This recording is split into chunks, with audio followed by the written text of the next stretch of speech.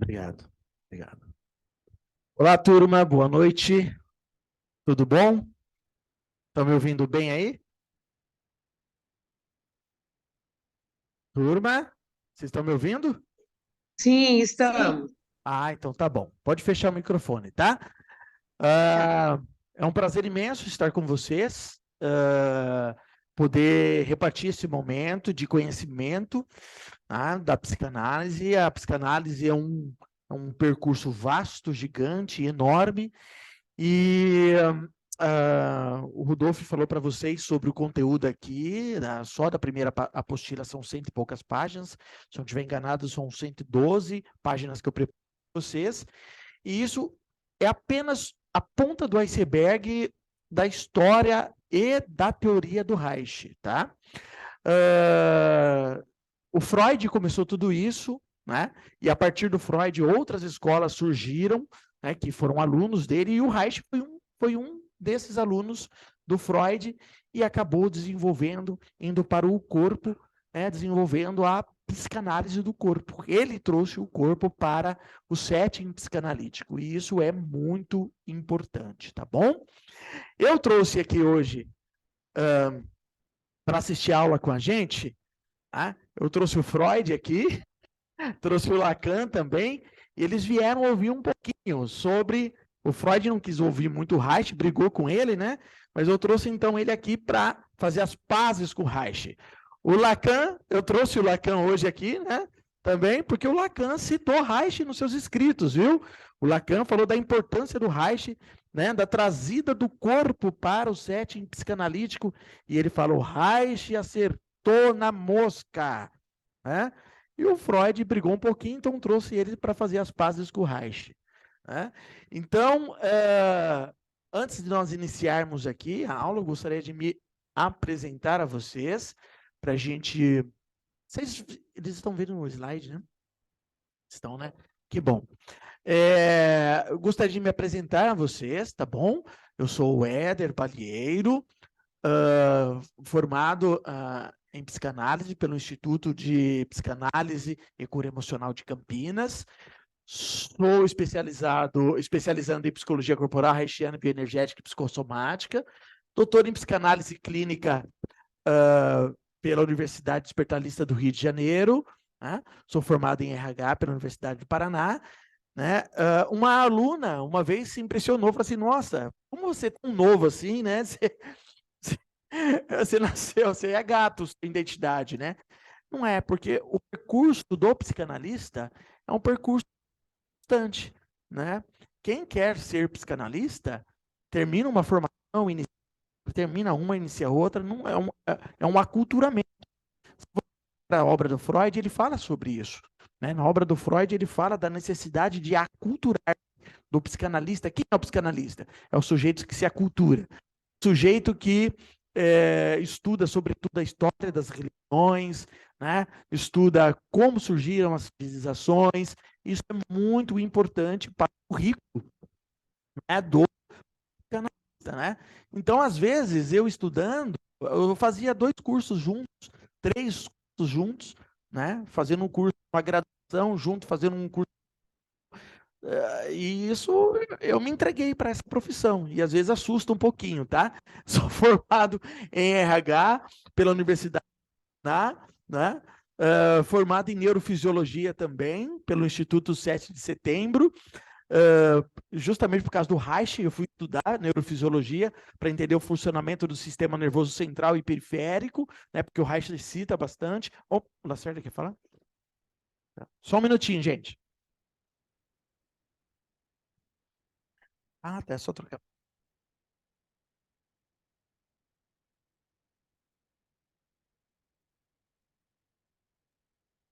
Parece que estava com o Osmar contato aí. E agora? Melhorou? Melhorou. Ah, que ótimo. Então, tá bom. Se acontecer algum probleminha, vocês interrompam, tá? Pode deixar. Obrigado. Então, por causa do Reich, eu fui estudar neurofisiologia para entender o funcionamento de todo o sistema nervoso. Ele fala muito sobre o céfalo caudal, né? Ele fala que a formação do caráter vem pelo céfalo caudal, né? E ele divide todas as COs, né, da coluna, mostrando como isso se desenvolve, né? E como o orgone, vocês vão ouvir falar muito de orgone, né, dentro desse processo aí. E a gente vai entender como que passa dentro do sistema nervoso central e no corpo também, tá? Professor de psicanálise aqui no Instituto Lacerta e outros institutos também. Sou professor de teologia, né, com especialização em hermenêutica, que é a interpretação de textos. Sou professor da Faculdade Bethesda e acabei esquecendo de colocar aqui que é a principal universidade que eu dou aula, né, hoje, que é o Seminário Nazareno do Brasil, né? Sou palestrante na área da saúde emocional, já passei por 22 países falando sobre o assunto, né? Membro da Ordem Nacional dos Psicanalistas, né? Com sede no Rio de Janeiro. 41 anos, casado há 23 anos, casei bem cedinho, né? Ainda novinho, um menininho, e tenho 3 filhos, né? Um menino de 20, um de 17 e uma menina de 7 aninhos de idade, que é o xodó lá de casa, né? Eu estava falando dela agora há pouco aqui com a Cibele, né? A aluna nossa que também está aqui, e a gente estava aqui, um falando da experiência do outro sobre os nossos filhinhos. Turma, nós vamos dividir essa aula em 2 partes, tá? Então, eu quero aproveitar para falar um pouquinho, né, de como nós vamos dividir essa aula, não, esse curso, tá bom? Nós teremos aqui 4 meses para falarmos sobre a teoria Reichiana, a análise do caráter, a economia sexual, né, e entender como, a partir da escola Reichiana, surgiu a bioenergética, surgiu a psicossomática, né? É importante observar que os criadores da bioenergética foram alunos do Reich, aprenderam aos pés dele, e aqui nessa imagem, você está vendo, eu não sei se está aparecendo aí para você, eu acho que não está aparecendo aí para vocês, não, mas essa imagem, né, você está vendo aí atrás de mim no vídeo, esse símbolo é o símbolo da psicologia corporal, o símbolo da economia sexual. No livro do Reich, que ele escreveu, a Economia Sexual, ele usa esse símbolo. Esse símbolo é o caminho do orgone, aí ele mostra como se dá os conflitos e como a energia orgone, que é a libido do Freud, né, sofre uma curva durante o processo de conflito e desenvolvimento psicossexual, e ele explica, através desse símbolo, o que acontece dentro desse processo, tá bom? Então, vamos dividir essa aula dessa forma, dessa maneira. Primeiro, nós vamos falar da biografia, vamos falar um pouquinho de psicanálise, vamos sobrevoar um pouquinho sobre as ideias do Freud, nós vamos falar um pouquinho sobre as escolas reichianas e neo-reichianas e também as pós-reichianas, né? Como que surgiram. Ficou meio encavalado aí para vocês, né? Eu não sei o que aconteceu. Pode ser, na hora de copiar e colar aí. Nós vamos falar um pouquinho sobre... vou olhar aqui na tela, gente, porque aqui tá... Eu vou chegar um pouquinho mais próximo aqui. Freud e Lacan. Nós vamos falar um pouquinho aqui sobre a biografia do Reich, tá? Vamos dar um panorama histórico dele. Nós vamos falar da relação dele com a Ana Freud, porque foi a partir da relação dele com a Ana Freud que ele foi expulso da psicanálise. Da psicanálise não, ele foi expulso da Associação Psicanalítica Internacional, né? O qual o Freud era o presidente, né? Eles brigaram feio lá. Aliás, você vai ver aqui que a Ana Freud não era muito fácil, não. Ela brigou com todo mundo, inclusive com a Melanie Klein, tá? Quase a gente não conhece a Melanie Klein, mas ainda bem que ela estava bem assessorada na Inglaterra lá. A Ana Freud arrumou um problema sério com ela lá, tá bom? Nós vamos falar aqui na psicanálise, dando um sobrevoo nessa história do Freud. Sejam bem-vindas, seja bem-vinda. Que eu vi mais alguém, falei sejam. Fique à vontade. Nós vamos falar aqui um pouquinho sobre as escolas... um pouquinho aqui sobre a história do Sigmund Freud, né, as ideias dele, a estrutura psíquica. É importante nós observarmos a estrutura psíquica aqui do Freud, tá bom? Por quê? Porque a partir da estrutura psíquica, é importante observar que o Reich não abriu mão da titulação de psicanalista, ele nunca quis sair da psicanálise, ele continuou como psicanalista, mas a partir da psicanálise, porque ele queria trazer o corpo para a análise. E ele sofreu resistência na época. Ele sofreu muita resistência na época, porque era uma incógnita, era uma heresia para os psicanalistas, para a psicanálise, trazer o corpo para a análise. Aí o Reich descobriu que era importante, o Lacan achou também isso, né? Inclusive ele cita o Reich aí, e a estrutura psíquica é muito importante nós revermos ela aqui, falarmos um pouquinho dela, para a gente poder entender o Reich, tá bom? Nós falaremos aqui também sobre o cérebro, né? E o aparelho psíquico, como o cérebro participa desse construto freudiano, né? E de ego e superego, inconsciente, pré-consciente e inconsciente, quais áreas do cérebro correspondem essas partes subjetivas, né? É importante saber que o cérebro é a parte objetiva da análise, aliás, a parte subjetiva do corpo humano, né? Nós vamos falar aqui sobre as escolas reichianas, neo-reichianas. Falaremos aqui um pouquinho sobre o Dr. Federico Navarro também. O Dr. Federico Navarro, ele foi o precursor, aliás, o sucessor do Wilhelm Reich aqui na América Latina. Não só na América Latina, mas também nos Estados Unidos. Aqui no Ocidente, o Dr. Federico Navarro, que foi um psicanalista italiano, médico, né, que desenhou a tipologia do corpo humano para o Reich, né? E nós vamos conhecer um pouquinho da história dele. Essa aí é uma entrevista que o meu professor, o meu mestre de psicologia corporal, né, teve com ele, né? Ele foi aluno direto do Federico Navarro, que morreu em 2002, e ele fez uma entrevista de como que o Reich era, como o Reich desenvolveu a psicologia corporal e como ele também ajudou no desenvolvimento da psicologia corporal, tá bom? Nós vamos falar um pouquinho de resistência, transferência e contra-transferência na psicoterapia corporal, tá? O que é isso, como isso é no corpo, tá? A gente aprende na psicanálise como isso é no subjetivo, né? Numa análise, na palavra, né? Quando o sujeito está falando, quais são as resistências, o que está acontecendo enquanto ele diz, o que ele quis dizer com isso, né?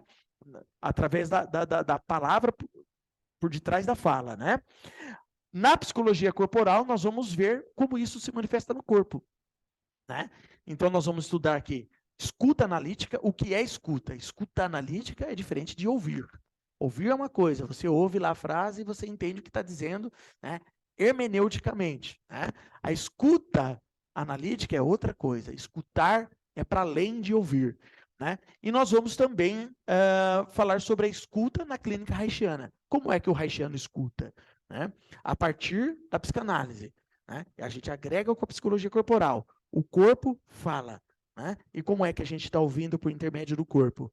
Né? Não é tão simples como a gente ouve o senso comum falar, porque hoje caiu na internet lá, gente, um monte de gente fica falando corpo fala, aí lê um livrinho lá, fala o corpo fala, mas na verdade eu vejo muitos erros sobre isso e as pessoas não percebem como é que o corpo fala, tá bom? O corpo fala por vários meios, né? E nós vamos aprender tudo isso aqui durante esse curso, tá? Vamos falar um pouquinho da teoria da libido. E por que nós vamos falar da teoria da libido? Porque foi a partir da libido que o Reich descobriu que o corpo participa, né, do desenvolvimento psíquico da gente. Enquanto a gente se desenvolve psiquicamente, o corpo também está se desenvolvendo, né, ao mesmo tempo, né, e é o psíquico que faz. Então nós vamos aprender, né?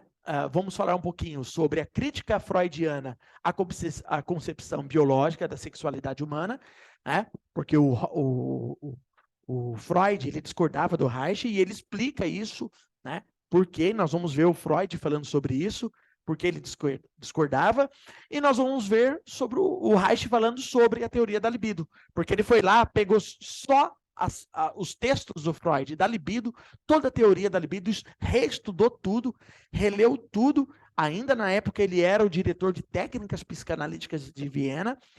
É importante entender que o Reich ele era o diretor, o gestor, na verdade, de de todas as clínicas do Freud, na Áustria e fora da Áustria. Então, no mundo inteiro, onde tivesse uma clínica do Freud, o Reich era o diretor. Todo mundo se reportava ao Reich. Então, o Freud confiava muito no Reich, né? E via nele um jovem. Ele era muito jovem, ele começou na psicanálise com 20 anos, para você ter ideia. Ele era um fenômeno, né? Ele tinha um entendimento muito profundo, né?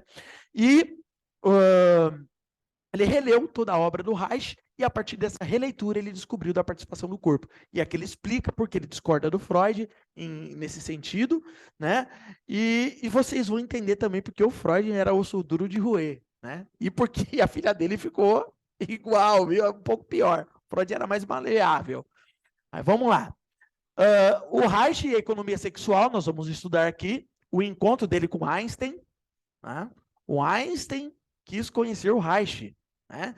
E porque ele desenvolveu uma caixa ergonômica, né? Ele acreditava que aquela caixa ajudava na descarga orgástica.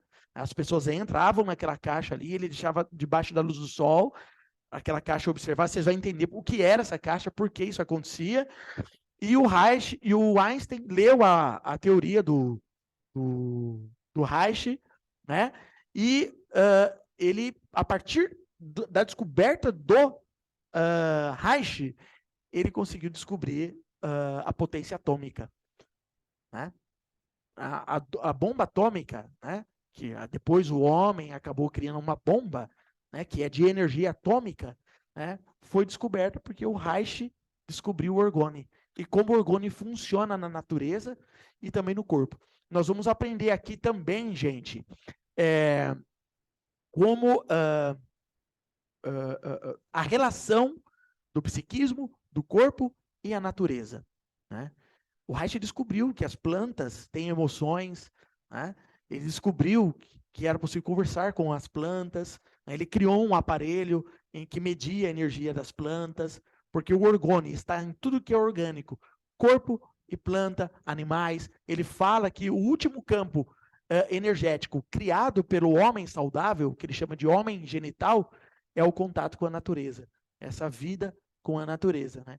E ele fala disso, né? O Einstein viu isso, concordou com o Reich e acabou desenvolvendo, né, a grande gênese da história. Perfeito, perfeito. 2 gênios se encontraram, né? Tem um livro que eu vou indicar para vocês, quando chegar nessa parte aqui, eu coloquei até a foto do livro lá, vocês vão ver, né? Tá em inglês, eu não sei se tem em português. Se você não lê em inglês, vai ter que comprar um livro, alguma coisa. Esse livro compra em PDF, tem como comprar em PDF no site, e tem um programa em PDF que lê em português para você, traduz. Aí você ouve o livro. É muito importante vocês lerem esse livro. O Einstein fala do Reich, o Reich fala do Einstein, muito importante. Nós vamos falar sobre potência orgástica. O que é potência orgástica, né? Muitos psicanalistas na época não entendeu o que o Reich quis dizer com potência orgástica, né? A turma achava que ele estava ficando louco, maluco, né? Depois ele explica, inclusive aqui eu vou mostrar para vocês os textos do Reich falando sobre isso. Potência orgástica não é propriamente o orgasmo, né? Ele fala da importância do orgasmo, mas é uma vida de sexualidade orgástica sadia, né? E a gente vai aprender tudo isso aqui, que culmina num orgasmo efetivo, bem feito, organizado, e ele fala sobre a vida sexual do sujeito. Quando o sujeito tem dificuldade sexual é porque ele tem algumas neuroses mal resolvidas. Nós vamos falar tudo isso aqui, tá? Nós vamos falar aqui sobre o ser humano como movimento energético. Inclusive, ele promovia festas, o Reich, né? Ele promovia festas de encontros para fazer pesquisas dos relacionamentos, para ver como que era o movimento do homem, né, e da mulher nos encontros, né, e como isso influenciava a saúde mental. Ele nivelava tudo isso. Nós vamos estudar tudo isso aqui. Vocês vão ver os gráficos, como que ele fazia, né? E a turma falava, é louco, ele promove festas, encontros sexuais, tá? Esse cara é maluco, né? Ele dizia, olha, se a minha teoria né? Ele falou assim, ó, eu não preciso divulgar minha teoria. Vocês dizem que eu faço festas para divulgar minha teoria? Ele falou assim, mas eu não preciso disso, porque se ela é verdadeira, se eu descobrir certinho as coisas que eu estou ensinando, ela mesmo vai se propagar. E olha aí, se propagou, né? Os americanos queimou toda a obra do Reich lá nos Estados Unidos, né? Ele morreu lá. Nós vamos estudar isso na biografia. Queimou tudo, destruíram toda a obra do Reich, como Hitler destruiu toda a obra do Freud. Hitler queimou tudo que era do Freud, destruiu. O Freud existe. A gente conhece a obra do Freud, né? Por quê? Não tem como esconder aquilo que é verdade, aquilo que fala lá de dentro da alma, né?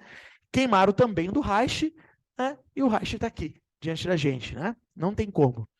Nós falaremos sobre o ser humano como um movimento energético, como é que o ser humano se movimenta a partir da energia e o que é essa energia. Não tem nada de místico nisso, vocês vão ver, tá? Eu ouço falar muito de energia, eu vou pesquisar na internet, eu ouço os terapeutas holísticos, não tenho nada contra a terapia holística, elas servem, são terapias paralelas e auxiliares, né? E todos os movimentos de terapia servem dependendo de cada ser humano e tem que ser respeitado, né? O cognitivo comportamental, que é científico, que tem comprovação científica, o behaviorismo, entre outros, todos devem ser respeitados. Qualquer profissional, seja ele psicólogo, seja ele psicanalista, seja ele um terapeuta holístico, né? Um terapeuta corporal, não importa, ele tem que ser respeitado porque o ser humano tem que ser assistido. O Jung falou sobre isso. Jung disse assim, olha, domine todas as teorias, domine todas as técnicas, mas quando você tocar numa alma humana, seja outra alma humana. Esse que é o caminho, tá bom? Né? Nós vamos falar do caso Einstein, né? Vamos falar das etapas de desenvolvimento emocional, né? Porque o Reich, ele não discordou do Freud.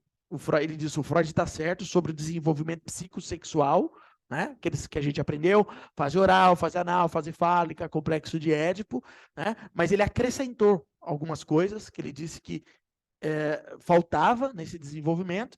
Então nós vamos falar sobre, dentro desse quadro, sobre particularidades sobre o temperamento, né? Ele fala muito sobre temperamento. É importante observar que ele era médico, né? Os médicos estudam temperamento, porque temperamento é biológico. Nós falaremos aqui sobre os terrenos biológicos e como se forma o temperamento. A alimentação está envolvida, né? A fecundação do esperma com o óvulo está envolvido, ambiente está envolvido, né? E tudo isso faz parte do temperamento. Nós falaremos tudo isso aqui. Falaremos sobre personalidade, né? Como ela é construída no Reich e no Freud, e o caráter, né? Que é a última coisa que nós vamos aprender aqui durante esse curso. Para chegar aqui, nós teremos que passar por todos esses caminhos para a gente entender o que é caráter. Senão ficou uma coisa muito vaga e mal explicada para vocês, tá bom? Parte 2 desse curso. A parte 1, nós vamos estudar durante 2 meses, tá? Serão 2 meses de estudo. Ficaremos ali na parte 1. Depois de 2 meses, nós entraremos nessa parte. Como?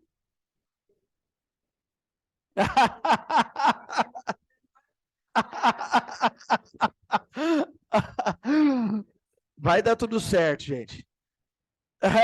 Na parte 2, nós vamos entrar na parte do caráter, tá?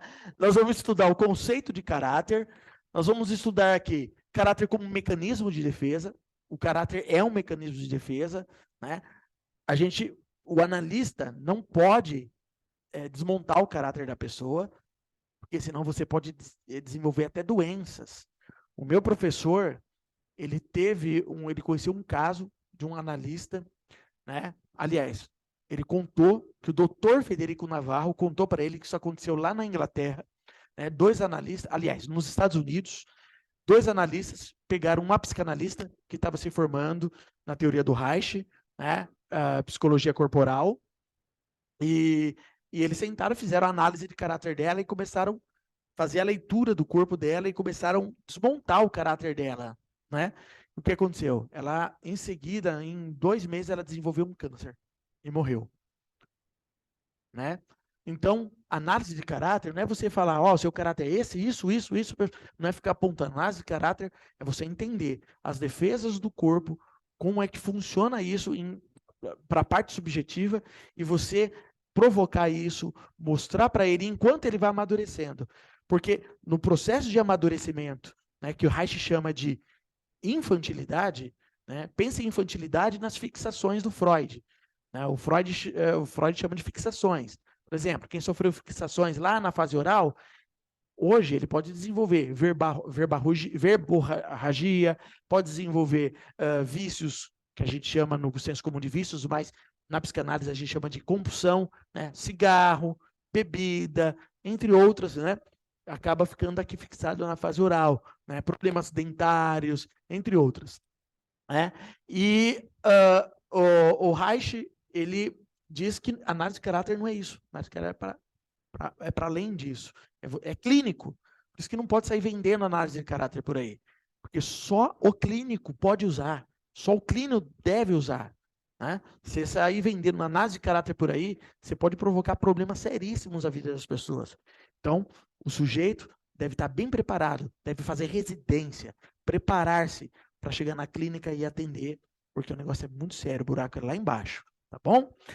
Nós vamos falar sobre a couração na formação de caráter, o que são as couraças, como é a couração na formação do caráter, né? Porque a partir da couração é que o caráter vai se formando. Né? Nós falaremos aqui dos tipos de caráter, ou os traços de caráter, né? Falaremos do traço esquizoide, do traço oral, do traço psicopata, do traço masoquista, do traço rígido. Nós entender caráter é isso aqui, ó, tá? E nós vamos aprender o que é caráter a partir disso, tá? Pode falar. Não, mas vem dessa raiz, da raiz da palavra. Esquizofrenia já é a doença. O esquizoide, ele é já um comportamento, uma forma de ver o mundo. Quem adoeceu e ficou esquizofrênico, ele entrou ali e não volta mais, porque ele já nasceu assim, né? O esquizoide não, os comportamentos dele, a visão de mundo dele, é a partir disso. Nós vamos aprender o que é, tá bom? O conceito de caráter na formação, nós vamos aprender aqui, tá? Como é a formação dele, como é o conceito de caráter. Falaremos aqui das etapas de desenvolvimento emocional, mas das particularidades sobre o temperamento, a personalidade e o caráter, tá? Então, quais são essas particularidades dentro desse processo? O conceito de caráter, mas o conceito de caráter e sua formação, caráter como mecanismo de defesa, couração na formação do caráter, nós vamos falar. E nós vamos falar dos tipos de traços de caráter, né? Nossa, foi copiado 2 vezes. Aqui. Foi copiado 2 vezes, gente. Mas aí na apostila está certinho. Aqui. Tipologias de caráter segundo a análise reichiana. Porque esse aqui são os caráter base. Né? Mas eles vêm de 3 principais. Né? Tem o caráter neurótico, o caráter histérico e o caráter fálico. E a partir desses 3 caráteres, vem esses 5.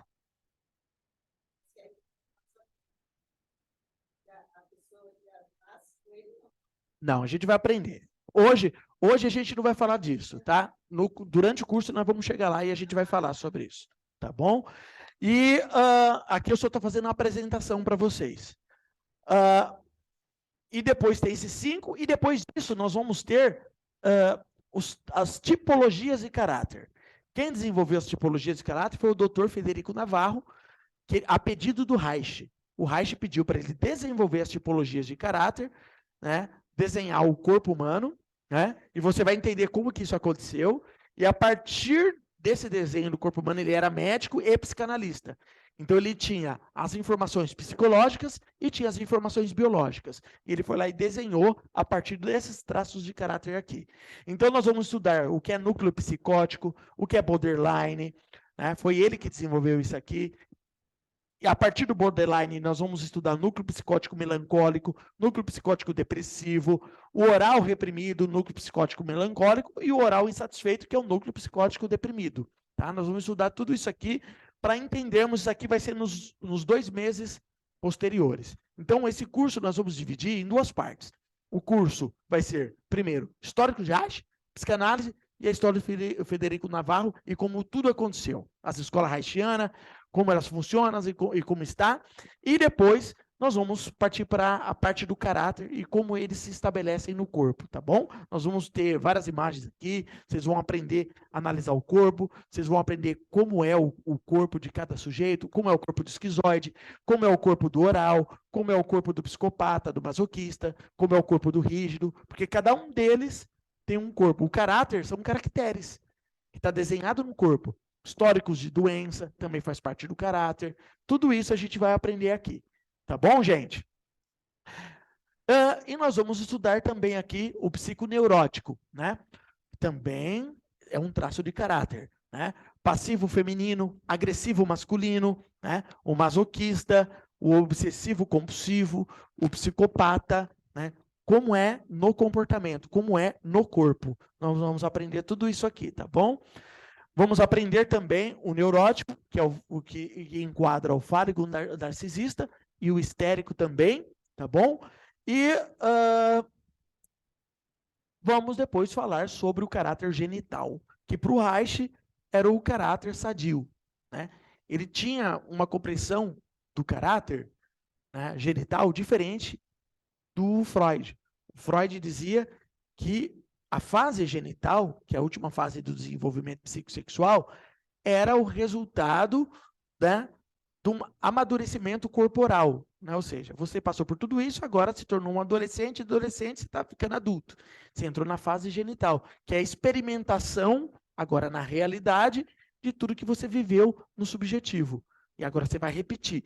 O Reich dizia, não, o Freud está certo, mas é mais do que isso. Ele dizia que a fase genital é o caráter mais sadio. Nem todos chegam na fase genital, né? E ele disse que o fálico, por exemplo, quase chegou lá. Quase chegou na fase genital. Ele parou ali, o último estágio, né? Então, a fase genital é o caráter mais sadio. Nós vamos entender como isso acontece e como é, né? Se existe caráter genital, se tem alguém de caráter genital, né? Que é difícil demais, e nós vamos aprender tudo isso aqui. Depois nós vamos fazer aqui considerações finais e falar um pouquinho da tipologia do corpo humano, tá bom?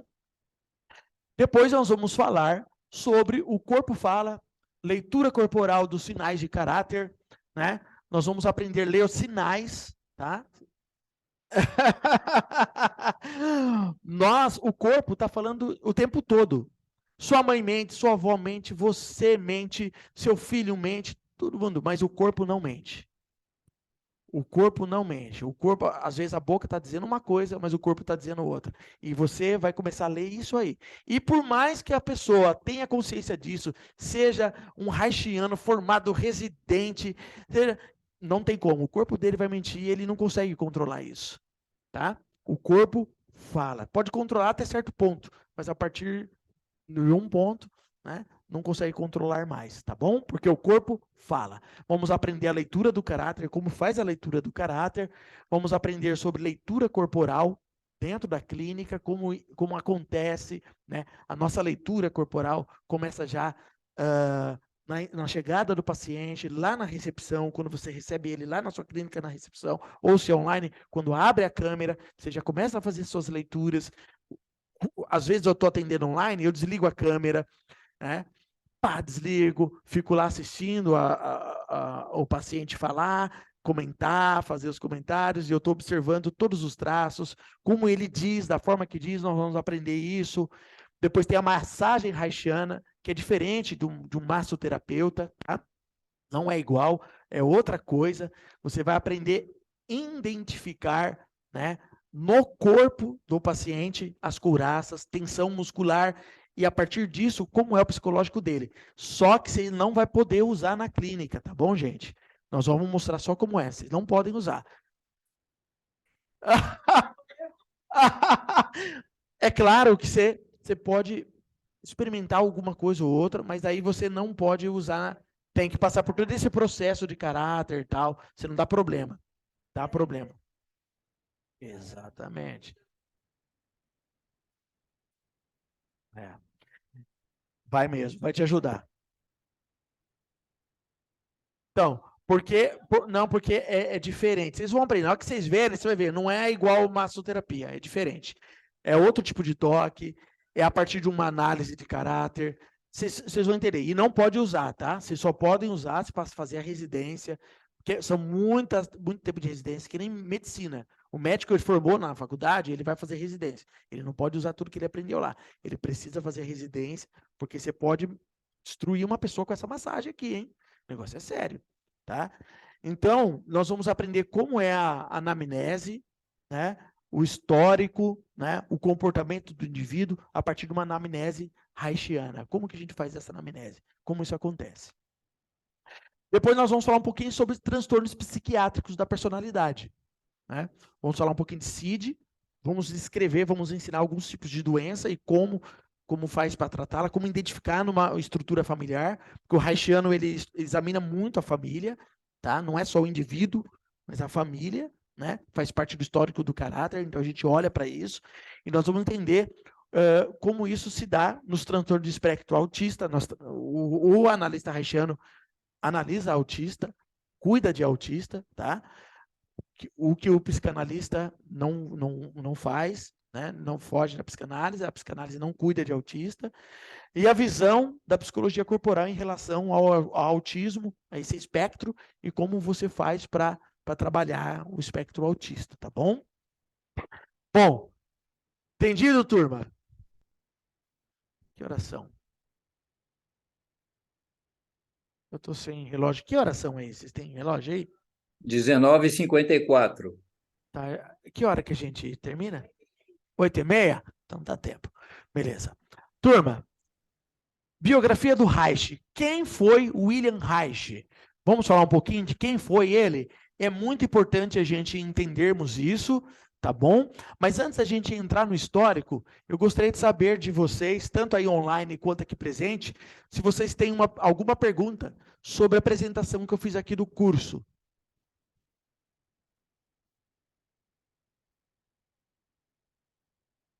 Tudo ok? Nenhuma pergunta? Aqui ou lá? Tudo certo? Então tá bom. Bora lá.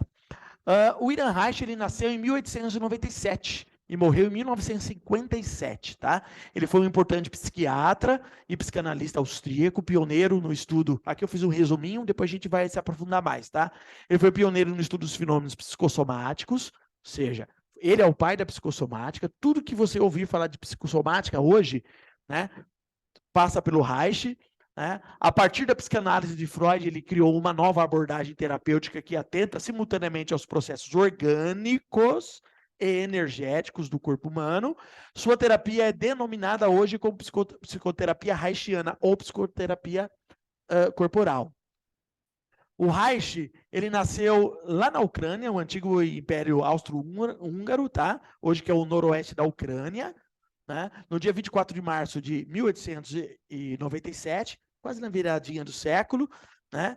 Ele era filho de um fazendeiro, o pai dele chamava Leon Reich, né? Era judeu, portanto o Reich, ele era judeu, todo filho de judeu é judeu, olha só como os judeus participam da ciência, né? O Einstein também era judeu, o Freud era judeu, os judeus participam da ciência. Muito. Eu ouvi um psicanalista, né, que é doutor em teologia também, falando um pouquinho dos judeus, né? A defesa de tese dele era na universidade de teologia, no doutorado dele, foi a salvação fora da igreja. A salvação fora da igreja. Eu achei muito interessante o que ele disse. Perguntaram para ele por que os judeus são, além de muito ricos, eles são inteligentes. Por quê? Eu achei muito interessante a resposta dele. Ele disse assim, que por causa do histórico genético aliás, por causa do histórico de vida deles, que é carregado na genética. Ou seja, é um povo que estava lá no início, quase no início da civilização. Eles foram escravizados algumas vezes por potências mundiais, científicas e financeiras. Eles foram escravos do Egito, né? Era uma potência mundial na época. Se você estudar como era a ciência egípcia, eles tinham coisas que hoje a gente faz. Eles já tinham naquela época, né? Eram coisas fora do comum. E ele fala, eles carregam na genética deles todo o histórico que fica registrado na genética. Isso acaba passando de biologia para biologia, de pai para filho, além da tradição oral. Né? Eles passavam oralmente a história deles para os filhos e aquilo ia fortalecendo e eles buscam o conhecimento. Em Israel, por exemplo, por metro quadrado, né? Por metro quadrado, existem no mundo mais jovens formados e dentro da universidade. Qualquer país do mundo, por metro quadrado. Ou seja, eles sabem da importância do estudo, da formação. Então, eles estudam muito.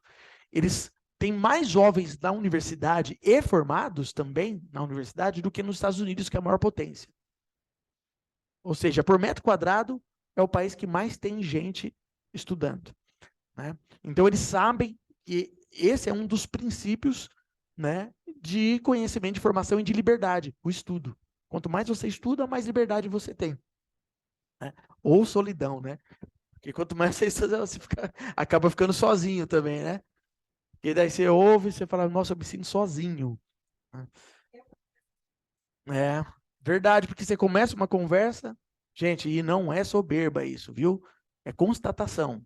Você começa uma conversa, às vezes não flui, por quê? Porque falta, né? Mas vamos lá. E o Freud fala disso na análise, do aculturamento do psicanalista e também do aculturamento do analisando. Que às vezes, numa análise, se tem muita dificuldade de chegar ao ponto por causa da falta de cultura do paciente. Isso é muito importante, tá bom? E o Reich acabou desenvolvendo isso, né, no corpo. O corpo, quando você traz para análise, te ajuda muito a chegar no ponto quando falta cultura para o paciente. Vamos lá. Filho fazendeiro, origem judaica, que era autoritário e possessivo. O pai dele era muito autoritário, olha aí. Guarda bem isso, vocês aí em casa e aqui. Toda teoria está carregada da história do inventor da teoria, do criador da teoria. Se você olhar para a psicanálise e estudar a história do Freud, você entende por que a psicanálise nasceu. Se você olhar para o Jung, da história do descobridor da teoria, de quem criou a teoria. Ó, olha para a história do Jung. Se você olhar para a história do Jung, você vai entender por que a psicologia analítica que ele criou é como é. Ele estudou a história das religiões, ele estudou todas as religiões possíveis que ele pôde, né?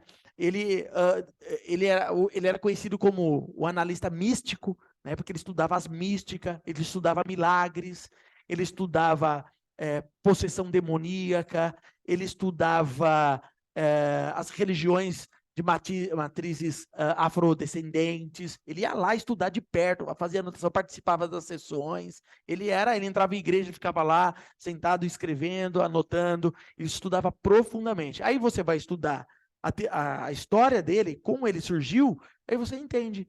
O pai era pastor protestante e a mãe era espírita.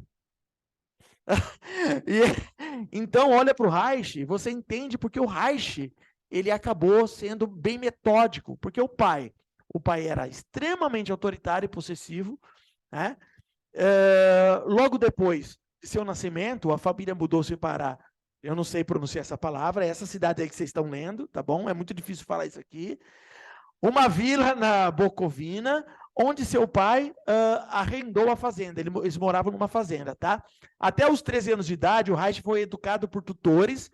Com 14 anos, ele viu sua mãe se suicidar depois que revelou ao pai a relação dela com um dos tutores. Os tutores, aí que eu estou dizendo, eram professores que o pai dele pagava para dar aula particular para eles. Aula particular em casa, né? E o pai vivia viajando, os trabalhos e tal, quase não ficava em casa. A mãe ficou lá sozinha e acabou traindo. E o Reich contou para o pai. Ele fala disso na obra dele, dessa culpa. Ele fala disso. Tanto é, tem uma carta que ele escreveu para a mãe dele, depois de morta. Falou assim: mãe, como eu te admiro e como eu te amo. Me perdoa por tudo. Eu te admiro muito, eu amo a senhora. Eu queria que a senhora estivesse aqui. Eu coloquei a parte dessa carta aí, vocês vão ver. Em 1914, por isso que os pais precisam conversar com os filhos muito. Ensinar que tudo na vida, né, é tão rígido assim. Que as pessoas erram e que são merecedoras de desculpas, de perdão. Senão a gente cria monstros pro resto da vida. E ele teve uma vida conturbada, né? Tanto no casamento dele, e olha só o que o cara fez, olha o que ele criou, olha o que ele inventou. Teve um casamento difícil, separou, divorciou, foi muito difícil para ele.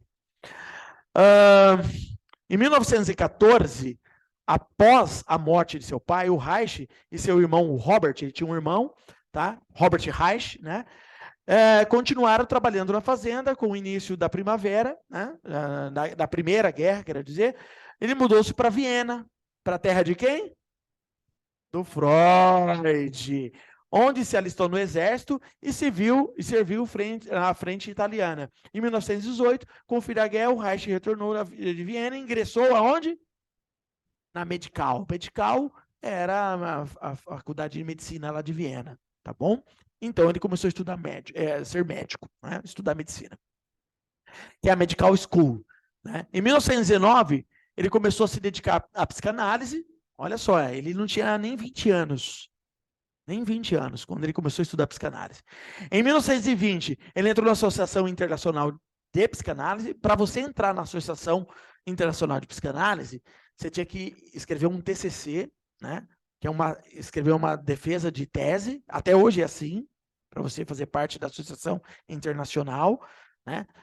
E ele escreveu uma tese, né, defendendo essa tese, foi colocado diante da mesa examinadora, como acontece nas universidades. Ele teve que apresentar, né? Foi aprovado, o Freud estava lá, teve que apresentar e foi aceito na Associação Internacional de Viena. Então, olha só, um menino que tinha 20 anos de idade, ser aceito na Associação Internacional, não era para qualquer um. Se via aí que ele já era um gênio, que ele era diferente, né? Em 1921, ele passou a atender na clínica psicanalítica de Viena, na clínica do Freud. Os pacientes encaminhados era pelo Freud, o Freud que encaminhava os pacientes para ele. Nesse mesmo ano, ele casou-se com Annie Pink, a Ana Cor-de-Rosa, hein? Uma colega da faculdade dele, que era médica também. Em 1922, depois de formado, ele se especializou em neuropsiquiatria. Olha aí, é o caminho dele, tá vendo? Para onde estava indo? Olha só, estava indo para o corpo. Então ele começou a ter conhecimentos do corpo mais profundamente, e ele começou entendendo a psicanálise, ele começou a entender o que estava acontecendo, né? Com esse von Wagner-Jauch, né? Nesse mesmo ano, ele criou um apoio, com o apoio do Freud, o Seminário de Técnica Psicanalítica de Viena. O Freud, quando viu isso, o Freud ficou espantado. Assim, nossa, como esse cara é inteligente, né? Onde eu parei aqui? Aqui. Para os fins de pesquisa e aperfeiçoamento da abordagem psicanalítica. Em 1923, lembrando que eu fiz só um resuminho aqui, tá? Para depois a gente se aprofundar na história dele. Se você entender a história do Reich, você consegue entender psicologia corporal. Tá bom? Então eu estou fazendo isso para a gente entender um pouquinho melhor. Em 1923, na revista de Sexologia, o trabalho sobre energia dos impulsos, nesse mesmo ano, entra para o Partido Comunista na Áustria. Por quê?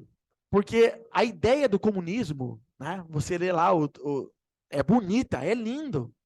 Se você leu lá o Capital do Marx, você leu o Capital do Marx e fala, meu Deus, é maravilhoso isso. Não, mas na verdade... Então, mas na verdade ele era um filósofo corrompido, né? Você vê a história do Marx, era um problema, né? Quando você olha a história do Marx, e você olha o que ele escreveu, é bonito, mas você vai colocar aquilo lá em prática, não dá certo. Porque o mundo não funciona daquele jeito. Não é um conto de fada. Né? Então, o mundo é uma utopia. Então, ele leu toda a obra do Marx, pra você ter ideia. Ele estudou o Marx inteirinho, né? Leu, releu, ele era um doido. Por isso que todo mundo chamava ele de doido. Ele era meio doidão. E ele foi e se filiou ao Partido Comunista.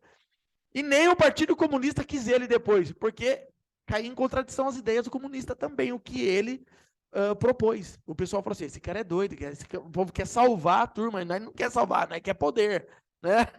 Eles querem salvar a turma, e nós quer poder. Né?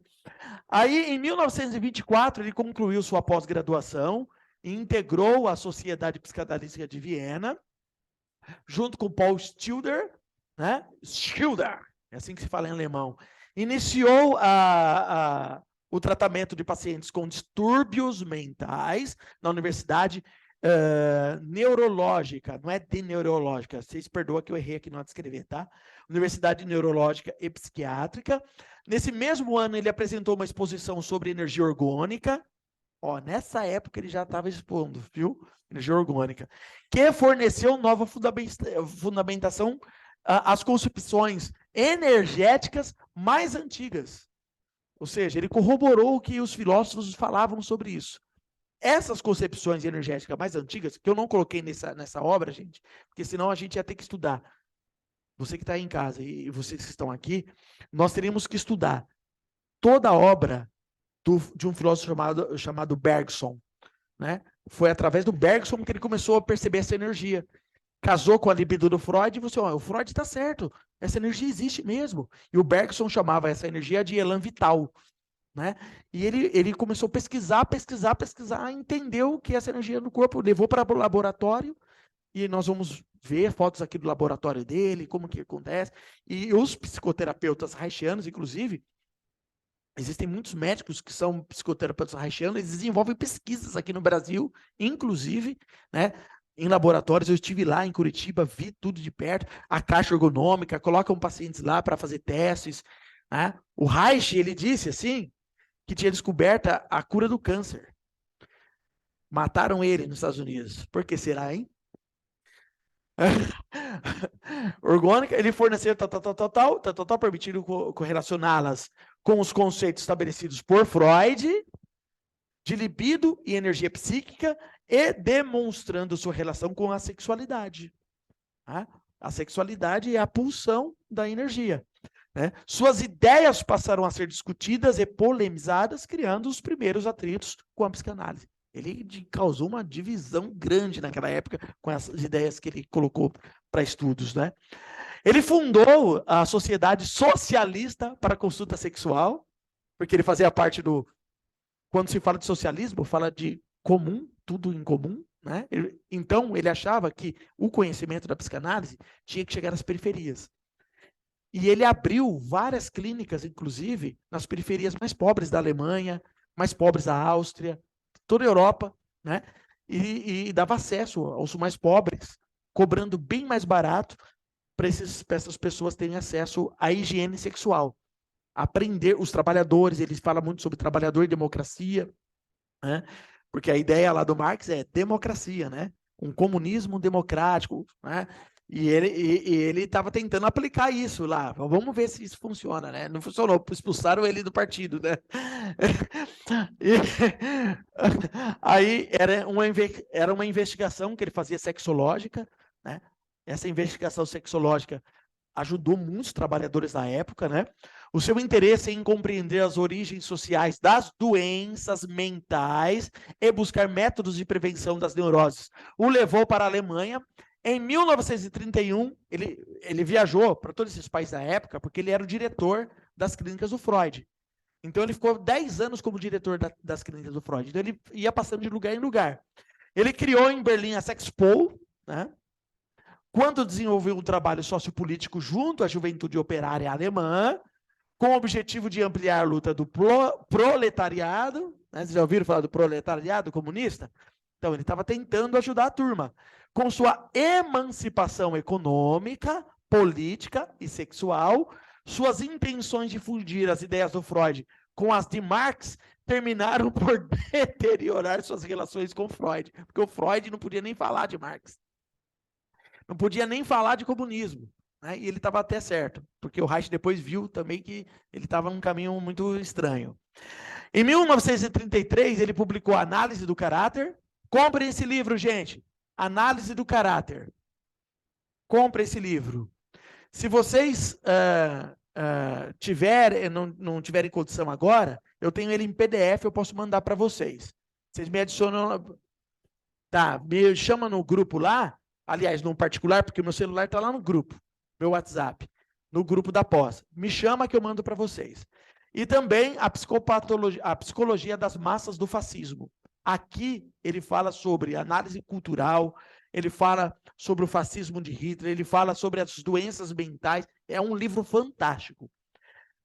Ele foi... Pode falar.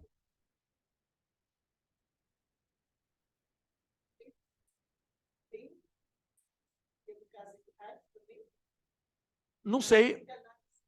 Eu não sei, eu não vi esse curso, então não tem como eu te dizer.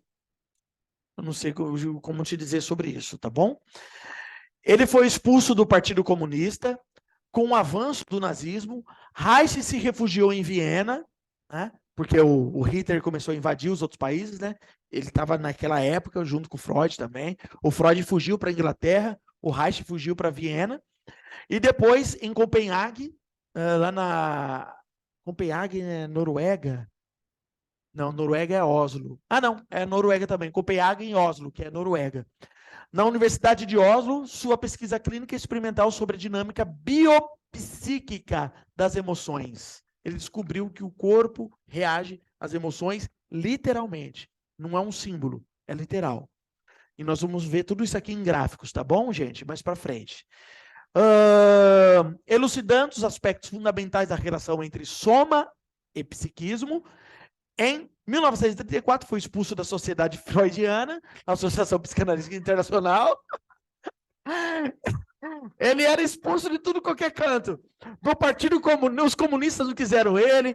Depois o Freud já estava bem velhinho nessa época, que ele morreu em 1939. O Freud estava com 80 e poucos anos já, e estava, aliás, 80 anos, morreu com 81. O Freud, ele estava com câncer na boca nessa época, né? Câncer que ele desenvolveu, ele estava sendo medicado, pediu até para o médico parar de medicar, porque ele viu que não tinha mais jeito e acabou morrendo, né? E quem estava à frente das coisas lá era a filha dele. E vocês vão entender, hein? Vocês vão entender por que ele foi expulso. O bicho pegou. Você vai ver, a mulher não era fácil, o bicho pegou, você vai ver. Em 1937 teve início uma campanha dos jornais noruegueses contra Reich. Olha, até a Noruega ficou contra o Reich. Os jornais começaram a se levantar contra o Reich, expulsaram ele da Noruega, mandaram ele embora de lá, e por fim, imagine só, hoje, falar de sexualidade hoje, olha quanta resistência se tem. Imagine nessa época, ele falando de sexo, sexualidade, ele falando de potência orgástica, ele era mal compreendido. Hoje, a turma vê, né, nas universidades, a obra dele, a turma chora, tem gente que chora, eu já vi aluno chorar, eu vi médicos chorando quando leu a obra do Reich. Como esse cara foi desprezado. Hoje a medicina confirma. Era uma loucura. Ele...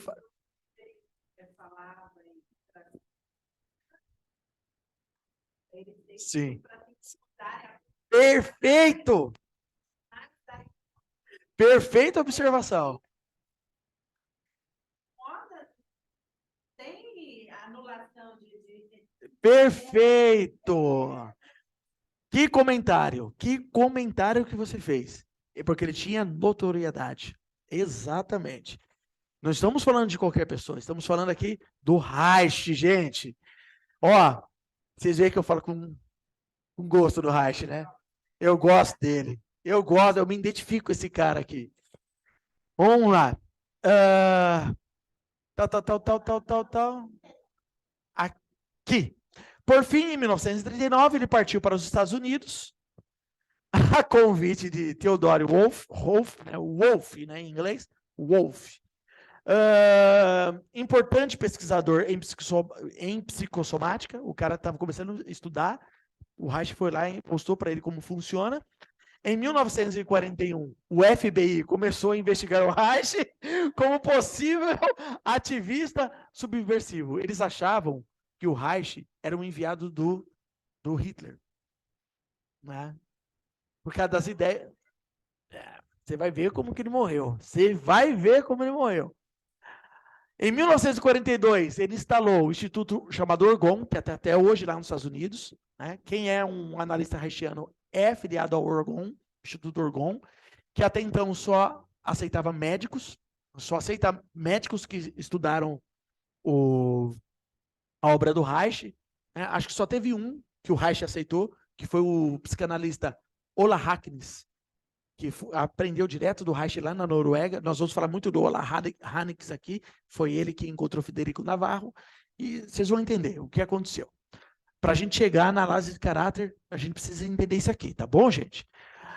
E publica a descoberta do Orgon, uma energia vital que estaria estagnada em alguma parte do corpo, causando enfermidade local. Ele descobriu, né, no instituto dele, ele fazia pesquisa, os médicos iam lá, se reuniam, faziam um laboratório, começavam a pesquisar, liam as obras todas de diversos filósofos, discutiam assuntos, discutiam casos, junto com o Reich, e o Reich acabou descobrindo que essa energia que o Freud chamou de libido é o orgon.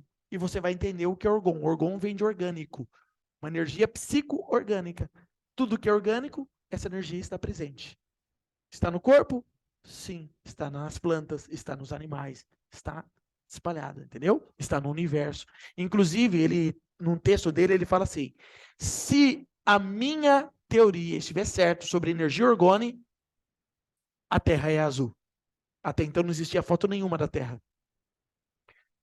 Quando a NASA saiu, os russos saíram, tiraram a primeira foto, a Terra era azul. O Jung, ele passou por uma cirurgia e ele teve uma EQM. Quem já ouviu falar de EQM? Vocês aí em casa já ouviu falar de EQM?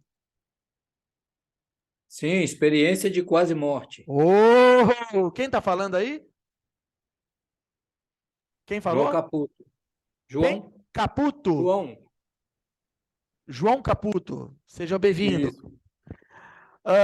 Experiência de quase morte. Ele conta, na obra dele, o Jung conta que ele viu o corpo dele, os médicos fazendo a cirurgia, ele viu o corpo dele embaixo, ele ficou sobrevoando dentro da sala do centro cirúrgico, e ele começou a subir, começou a ficar distante, o corpo dele subir. Isso antes contemporâneo do Reich, né? Só que os dois perderam o contato, o Jung e o Reich.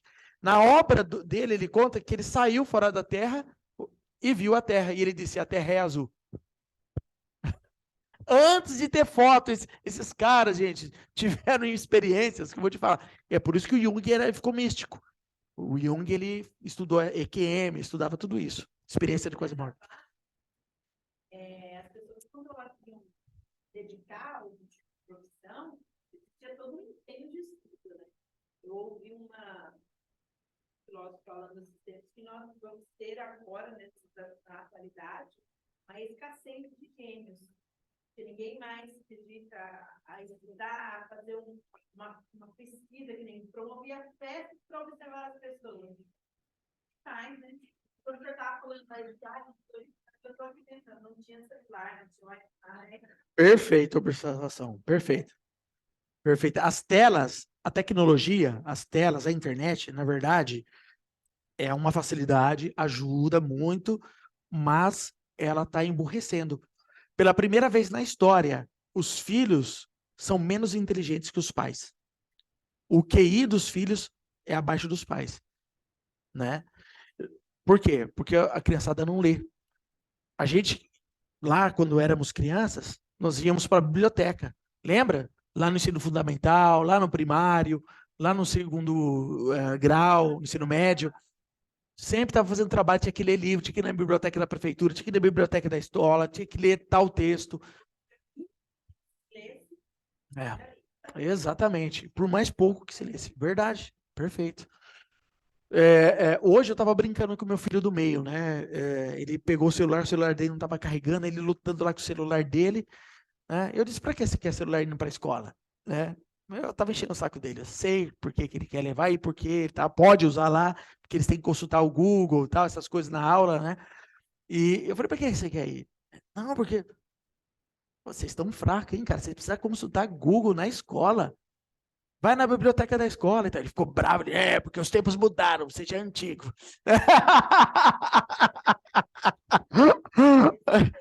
Então, eu falo, vocês precisam ler, pegar um livro, ler, é o cérebro, tem que ter Google? Tem que ter o YouTube? Tem que ter um virtual? Tem, mas vocês têm que ler alguma coisa, tava enchendo o saco dele. Mas, gente, essa geração está sofrendo por causa disso, tá bom? A partir de 1947, os jornais, olha aí, dos Estados Unidos, iniciaram uma campanha de desprestígio contra sua obra. Em 1948, ele publicou A Descoberta do Orgon 2, A Biopatia do Câncer. Ó, eu tenho esse livro aqui também, é muito boa. Aí mexeu com os... Quem vocês acham que ele mexeu? Chuta, pode chutar, não tem medo de errar, não. Com quem vocês acham que ele mexeu quando desenvolveu essa obra do câncer? A biopatia do câncer. Com a Agência de Saúde Americana e a CIA. Isso! Perfeito! Com a Agência de Saúde Americana. Por quê? A indústria farmacêutica que ganha dinheiro com a doença dos outros. Muito dinheiro. Né? Exatamente. O Reich falava isso. Ao invés de vocês procurarem, o Freud também falava isso, procurar a cura das pessoas, né? Vocês criam remédios para mantê-las na doença. Ou vocês acham que já não existe cura do HIV? Eu não sei. Eu estou chutando, tá bom, gente? É uma hipótese que estou levantando de acordo, né? Nessa época, o Reich falou que já tinha descoberto a cura do câncer. Aqui nesse livro ele fala isso. A biopatia do câncer, você hoje descobri. Tanto é que ele tratava pessoas com câncer dentro da caixa ergonômica que ele criou. Aí o FBI caiu em cima, vamos matar esse cara, vamos prender.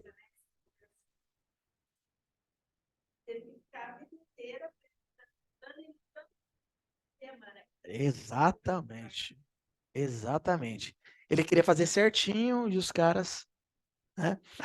Olha só, em 1954, com a intervenção da Federal Food and Drugs Administration, que é a FDA, o Reich e seus colaboradores do Instituto Orgon são investigados, não só ele, mas todos os médicos que trabalhavam lá com ele, são investigados e contra ele é instaurado um processo em razão da comercialização dos acumuladores de Orgon.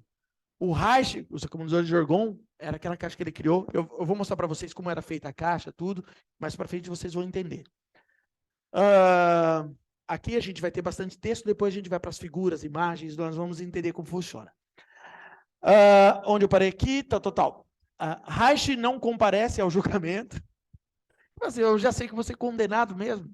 Né? Ele não foi.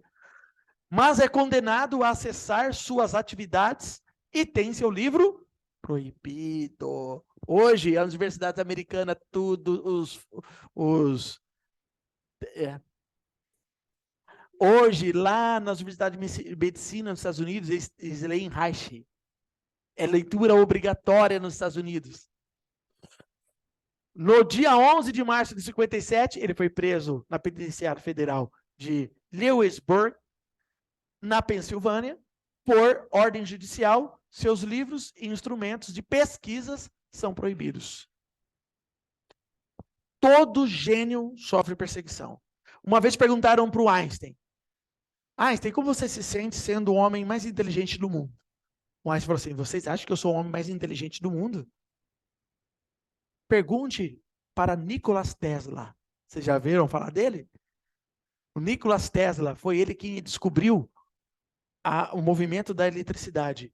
Nós temos ele aqui, ó, luz, aqui por causa dele. Ele descobriu como é que a eletricidade é corrente. Ele era doido de tudo. Foi ele, na verdade, que inventou a lâmpada, não o Thomas Edison.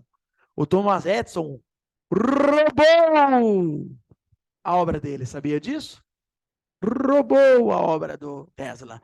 E o Tesla morreu pobre, devendo aluguel para um monte de gente. Ele ia para os hotéis, dormia nos hotéis, como se fosse pagar aluguel, depois era expulso. pobre, e ele deixou de herança mais de 300 inventos patenteados. Hoje, né, os descendentes dele estão milionários, mas ele morreu pobre.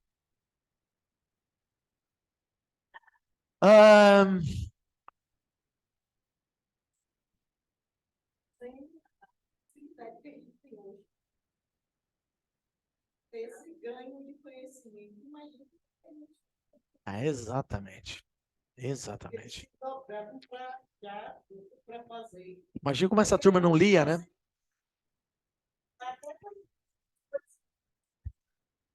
Exatamente.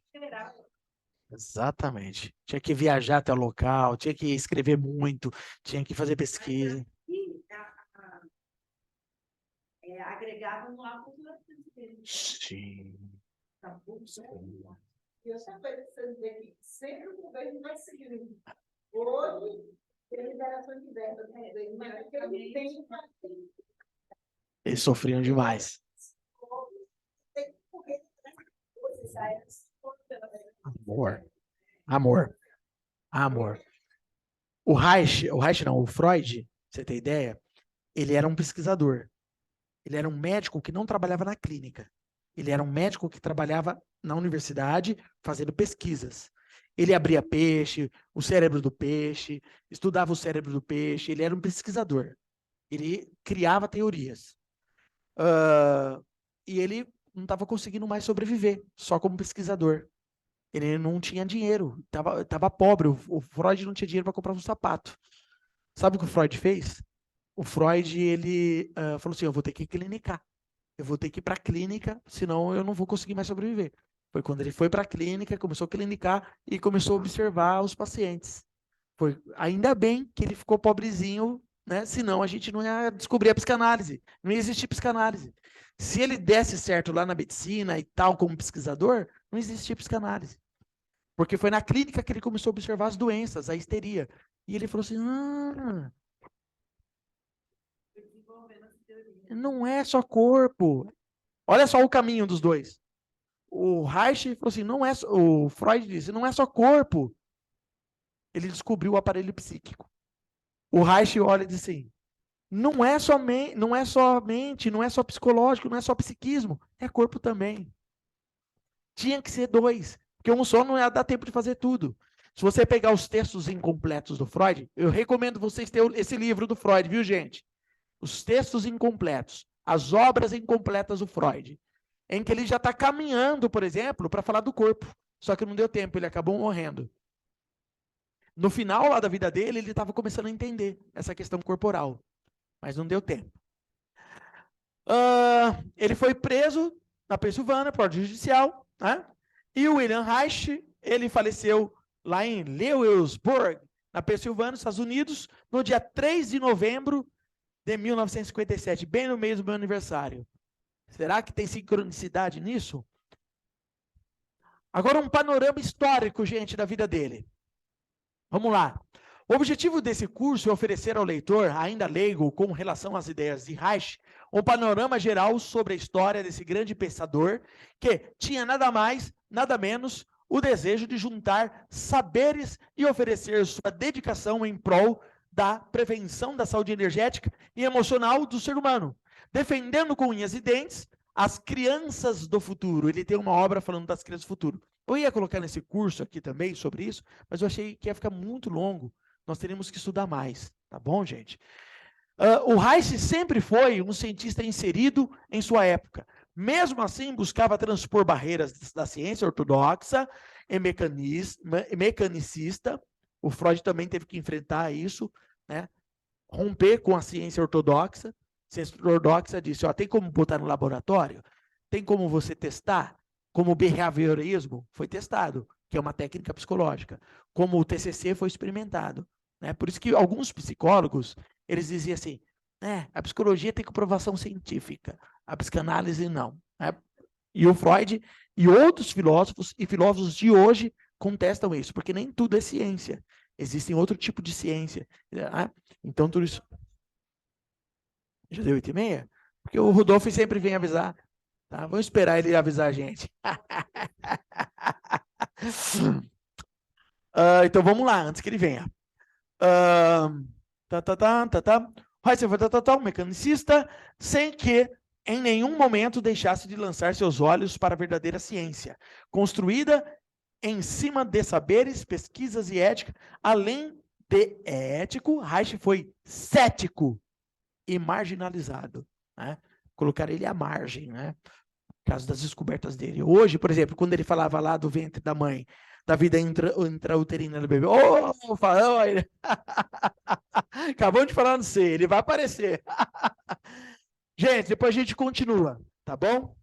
Daqui a pouco a gente volta, turma.